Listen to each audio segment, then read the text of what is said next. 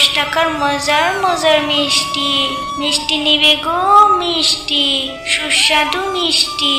এভাবেই মিষ্টির হাড়ি মাথায় নিয়ে টুম্পা গ্রামের পথে পথে মিষ্টি বিক্রি করছিল। এই যে আমার ছোট্ট সোনারা, মিষ্টি খাবে? মিষ্টি আমার হাতে বানানো, খুবই সুস্বাদু মিষ্টি। নাও নাও মিষ্টি কিনে নাও। মিষ্টি আমার খুবই প্রিয় খাবার। কিন্তু মাসি, তোমার মিষ্টির দাম কত? টাকা ছাড়া তো আমি মিষ্টি কিনতে পারবো না। আমার মিষ্টির দাম মাত্র 10 টাকা। তবে তোমাদের সোনামণিদের জন্য মাত্র 5 টাকায় দেব মিষ্টি। তবে তো বেশ ভালোই হলো। মাসি, নাও আমার 5 টাকা, আর আমাকে তোমার মিষ্টি দাও। এই যে আমার ছোট্ট সোনা, তুমি আমার মিষ্টি না নিয়ে যাচ্ছ যে? তোমার বন্ধুরা যে সবাই মিষ্টি নিয়ে গেল, তাহলে তুমি কেন নিলে না মিষ্টি? আসলে ওদের কাছে টাকা ছিল, তাই ওরা মিষ্টি কিনে নিয়ে গেল। কিন্তু আমার কাছে তো কোনো টাকা নেই মাসি, তাহলে আমি কি করে কিনবো? আরে আমার ছোট্ট সোনা রে, তোমাকে টাকা দিতে হবে না। মা, তুমি আমার কাছে এসো, আমি তোমাকে টাকা ছাড়াই মিষ্টি দেব। তোমার মিষ্টির কথা শুনে যে আমার প্রাণ ভরে গেছে। মিষ্টি খাবি? দাঁড়া, আমি তোকে জন্মের মতো মিষ্টি খাওয়াচ্ছি।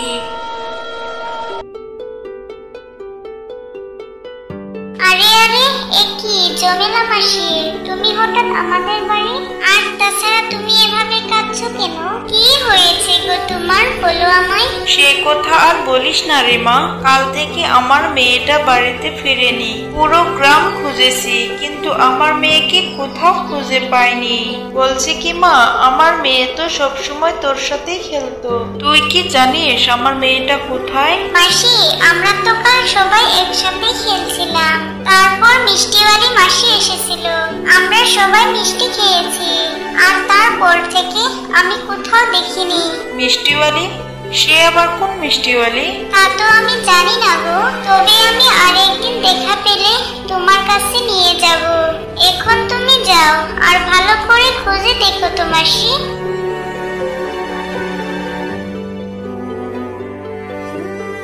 মিষ্টি নিবে গো মিষ্টি, নিয়ে যাও নিয়ে যাও।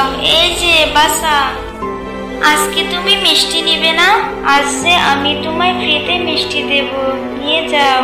তুমি জানো তো মাসি, কাল তোমার কাছ থেকে মিষ্টি কিনে খাওয়ার পর থেকে সেরাকে কোথাও খুঁজে পাওয়া যাচ্ছে না। জানো তো, সেরার জন্য কাঁদতে কাঁদতে জমেলা মাসি তার চোখের পানি পড়িয়ে ফেলেছে গো। সে কি কথা? তাহলে মেয়েটা আবার কোথায় গেল? আহারে, মেয়েটার জন্য যে বড়ই আফসোস হচ্ছে। এই গো মাসি, সেরার জন্য যে আমারও মনটা খারাপ হচ্ছে। এবার চলো তো মাসি। সে কি মা, আমি আবার কোথায় যাব? জমেলা মাসিদের বাড়ি যাব, বুঝলে? আমি জমেলা মাসিকে বলেছি তুমি আসলে আমি তোমাকে নিয়ে যাব সেরাদের বাড়ি। এখন যাও তো মাসি। তুই আমাকে কোথায় নিয়ে যাবি রে? তার আগে যে আমি তোকে জমের দুয়ারে নিয়ে যাব। গ্রামে আগে কত বাচ্চা ছিল, পথে বের হলে কাকু কাকু বলে ডাকতো, কিন্তু আজকাল আর বাচ্চাদের চোখেই পড়ে না। কোথায় যে হারিয়ে গেল বাচ্চাগুলো।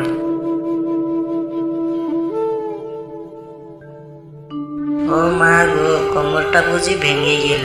ঝড় নেই, বাতাস নেই, আমি এভাবে পড়ে গেলাম কি করে? আরে রক্ত, তবে কি রক্তর মধ্যে পা পিছলে গিয়েছিল, কিন্তু এখানে রক্ত এলো কিভাবে? সামনেও তো দেখছি ফোঁটা ফোঁটা রক্ত। দেখি একটু এগিয়ে গিয়ে।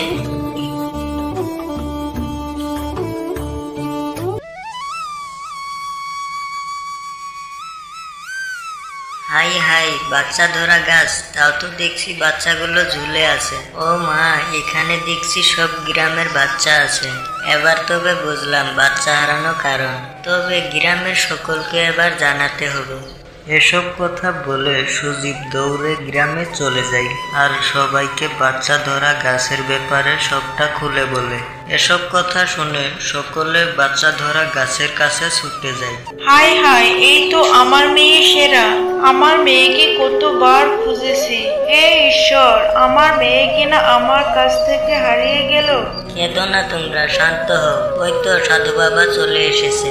এবার সাধু বাবা সব সমস্যা বের করবে, আর আমরাও জানতে পারবো বাচ্চা কিভাবে মারা গেল, আর বাচ্চা ধরা গাছই বা কিভাবে হলো। শান্ত হ বাচ্চা তোরা, আমি সবটা পরিষ্কার করছি।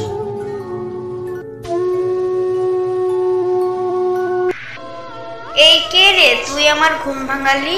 কার এত বড় সাহস আমার ঘুম ভাঙালো? আর কে রে তুই বল? আর কেনই বা আমার গায়ে জল ছিটাচ্ছিস? হ্যাঁ, আমার গায়ে তো বড্ড যন্ত্রণা হচ্ছে। মাত্র যন্ত্রণাই শুরু হয়েছে, এরপর যদি সবটা স্বীকার না করিস তাহলে আমি তোকে ভস্ম করে দিব। এখন ভালোই ভালোই বল এই গাছের রহস্য কি, আর এসব বাচ্চার হাল কে করেছে বল। তুই কিনা আমাকে ভয় দেখাচ্ছিস? যা, আমি তোর এক প্রশ্নেরও জবাব দেব না। দিবি না? দাঁড়া, দেখাচ্ছি মজা। মরে গেলাম গো, মরে গেলাম। ওই জল আর ছিটাস না, আমি বলছি সবটা। এই গাছটা আমি নিজেই তৈরি করেছি, আর এসব বাচ্চাদের আমি মেরেছি। কি তোর এত বড় সাহস? তুই এত খারাপ? তুই অসহায় বাচ্চাদের হত্যা করেছিস কেন? মায়েদের বুক খালি করেছিস প্রতিশোধ নিতে, আমার সন্তান হত্যার প্রতিশোধ নিতে। যেভাবে আমার বুক খালি করেছিল সেইভাবে আমি এই গ্রামের সব মায়েদের বুক খালি করব। কি সব বলছিস? কি হয়েছিল তোর সন্তানের? কি হয়েছিল শুনবি তোরা? ঠিক আছে, শুন তবে।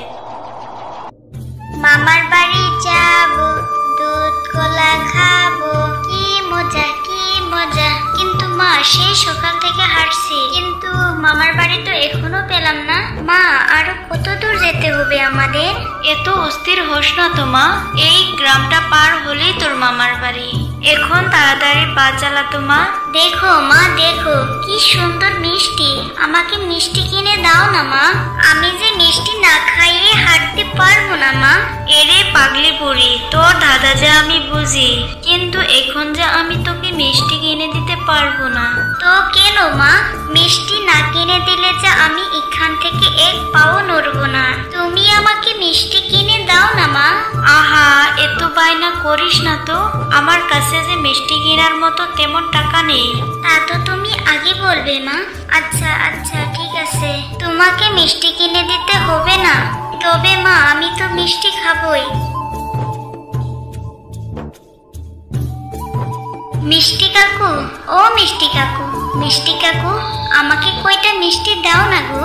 কে তুই ঘাটের মোড়া? তুই মিষ্টি চেতে এসেছিস? টাকা কই? টাকা ছাড়া তো আমি মিষ্টি দেব না। আমাকে এভাবে তাড়িয়ে দিও না কাকু। টাকা নেই বলেই তো মিষ্টি চেয়ে খেতে এসেছি। বলো, টাকা থাকলে তো মিষ্টি কিনেই খেতাম। দাও না গো কাকু, দুটো মিষ্টি। দুটো মিষ্টি না দিলে অথচ একটা মিষ্টি দাও। না, আমি তোকে একটা মিষ্টিও দেব না, যত সব আপদ। দিবে না তো মিষ্টি? তবে দাঁড়াও। এই দাঁড়া বলছি, দাঁড়া শয়তান মেয়ে, আমার মিষ্টি দিবি না তো? দাঁড়া তবে দেখাচ্ছি মজা। এই বলে সজীব একটা লাঠি তুলে নেয় আর লাঠি দিয়ে ঢেল দেয়, আর লাঠিটা গিয়ে সে মেয়েটির মাথায় ঘোরে। মেয়েটা মাটিতে পড়ে যায়। একই বাদর, সামান্য দুটো মিষ্টির কারণে আমার মেয়েকে মারলেন? আমি আপনাকে পুলিশে দিব। শুধু তাই নয়, ফাঁসিতেও ঝুলাবো। কি তুই আমাকে পুলিশের হাতে ধরিয়ে দিবি? আমি তোকেও তোর মেয়ের কাছে পাঠিয়ে দিচ্ছি, দাঁড়া। আর তারপর থেকে আমি মরে ভূত হয়ে যাই। আর তারপর থেকে আমি প্রতিজ্ঞা করি যে মিষ্টির লোভ দেখিয়ে এই গ্রামের সব বাচ্চাদের মারবো আর তাদেরকে গাছে ঝুলিয়ে রাখবো। এতে করে সকলে মৃত্যুর ভয়াবহতা দেখতে পারবে। তোমাদের মারার পর আমি অনেক অনুতপ্ত হয়েছি, তবে আমার অন্যায়ের ফল তুমি আর এই গ্রামের মানুষকে দিও না। আমি হাত জোর করছি, শাস্তি দেওয়ার হলে আমাকে দাও। তবুও তুমি এই গ্রামের বাচ্চাদের ছেড়ে দাও, আর বাচ্চাদের মৃত্যু চাই না। বাচ্চারা যে নিষ্পাপ, ফুলের মতো পবিত্র। আমার সন্তানকে হত্যা করার পর তুই কি না বুঝেছিস? তবে ঠিক আছে, তুই যেহেতু অনুতপ্ত, তাই আর আমি তোকে মারবো না, আর এই গ্রামেরও কোনো ক্ষতি করব না। আমি চলে যাচ্ছি। এই বলে ডাইনিটি এই গ্রাম ছেড়ে চিরকালের মতো চলে যায়।